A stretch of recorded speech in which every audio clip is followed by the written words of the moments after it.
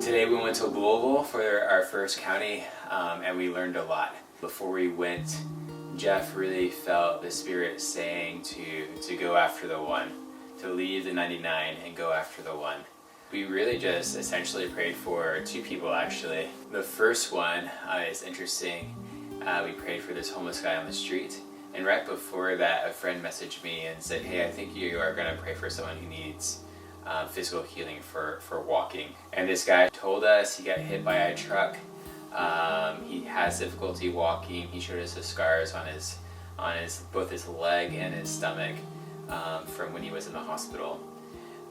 So we asked him, can we pray for healing for you? And this was right after just praying, for the Lord to be in his life and to speak to him. And he actually said, no, I don't need any prayer for healing.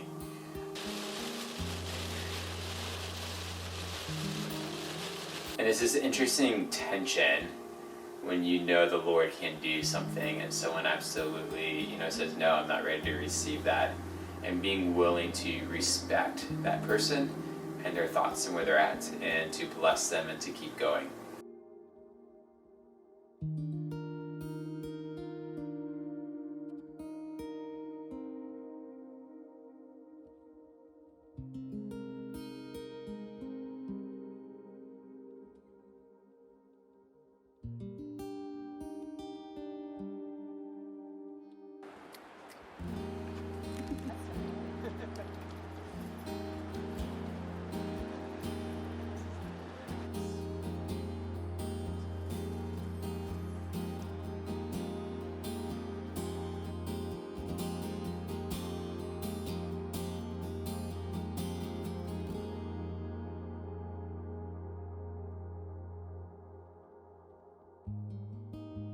And this was really a learning curve for us, and the fact that it does take some courage just to go out and just ask people to pray for them.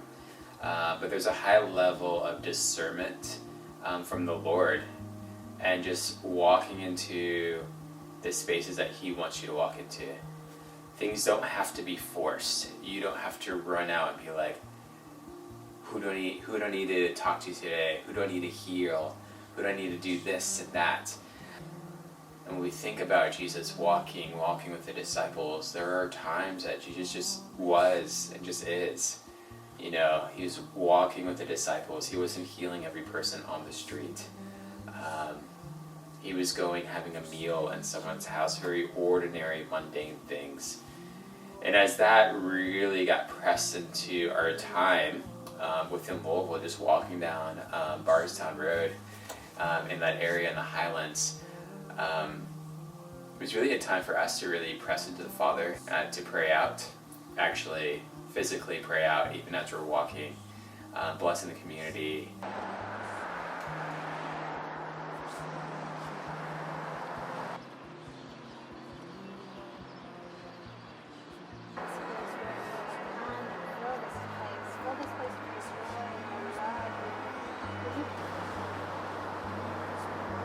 Yeah, so we've been walking around Highlands in Louisville, Kentucky, and when we walked past this store, I started getting weak in my knees, and I kept hearing that the worker there, that she's a queen of her family, and that the Lord wants to heal relationships.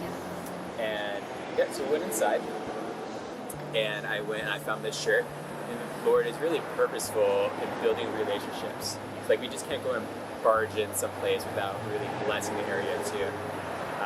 So I bought this shirt and went up to the cashier, and I just kind of told her what I was hearing prophetically, and she received it. She had tears in her eyes, and she told us that she just called together a family meeting this past Thursday to mend those relationships and to bring them back together.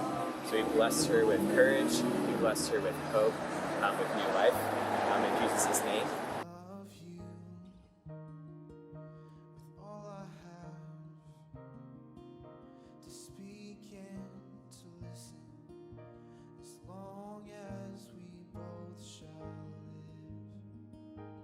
2 Corinthians chapter 4, always carrying in the body the death of Jesus, so that the life of Jesus may also be manifested in our bodies.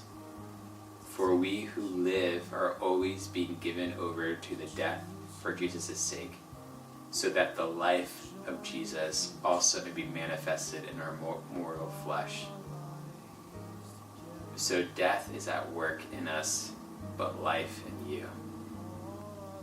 It's so important to get that framework about the resurrection or blood, that Jesus is in us and this is how we're operating.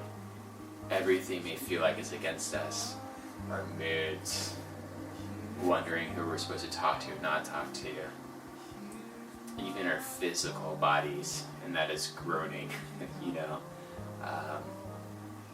But Jesus is the life that's inside of us.